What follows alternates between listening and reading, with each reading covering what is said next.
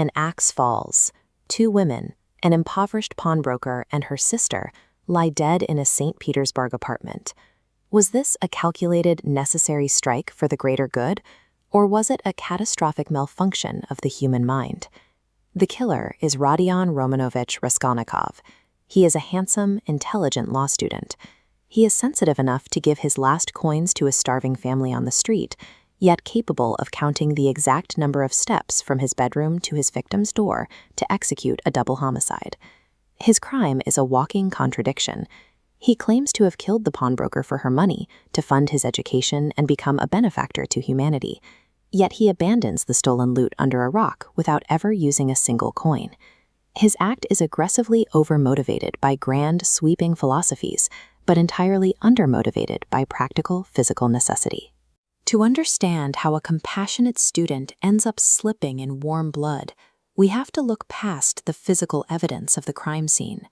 We have to dissect the dangerous ideology that permitted the murder to happen in the first place. Raskolnikov has a theory, and he would gladly explain it to you himself. He looks back at history and observes that the men who move the world forward, leaders like Lycurgus, Muhammad, or Napoleon, are almost always criminals. They inevitably shed innocent blood to establish new laws. Look at this ideological split. This diagram represents Raskolnikov's view of human society. Below the line is the ordinary base material, the masses whose only purpose is to obey, defer, and multiply. Above the line are the extraordinary few. These select individuals have a personal, inherent right to step over the law. But watch what happens when you apply this utilitarian logic to human life. If the pawnbroker is a noxious louse who does nothing but harm, killing her yields a net gain for humankind.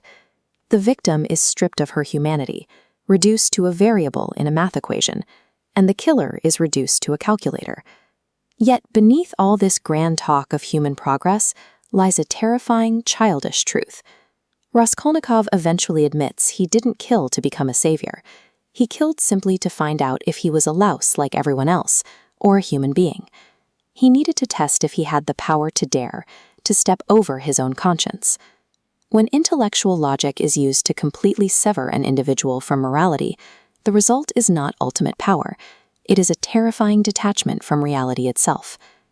Raskolnikov successfully crosses the strict moral line.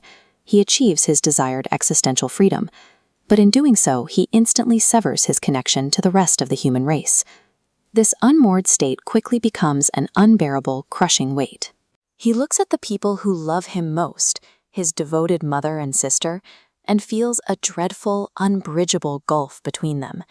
He has placed himself outside the laws of humanity, and now he can no longer endure human affection. This strictly rational view of the world is immediately challenged by the people he actually meets. Take Marmeladov, a disgraced former clerk Raskolnikov encounters in a tavern. Marmeladov knows his severe alcoholism is destroying his family and plunging them into absolute squalor. Yet Marmeladov doesn't drink because he is calculating a net benefit. He drinks to suffer. He actively surrenders to his own ruin, finding a perverse comfort in the pain inflicted by his miserable choices and his wife's beatings. Human behavior is deeply messy. It is driven by irrational pain, self-sabotage, and complex emotions.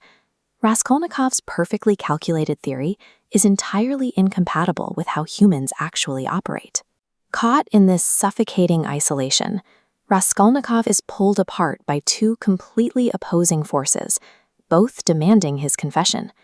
Investigator Porfiry offers judgmental responsibility, demanding a legal confession to stamp Raskolnikov a murderer and permanently exile him, cleansing the system.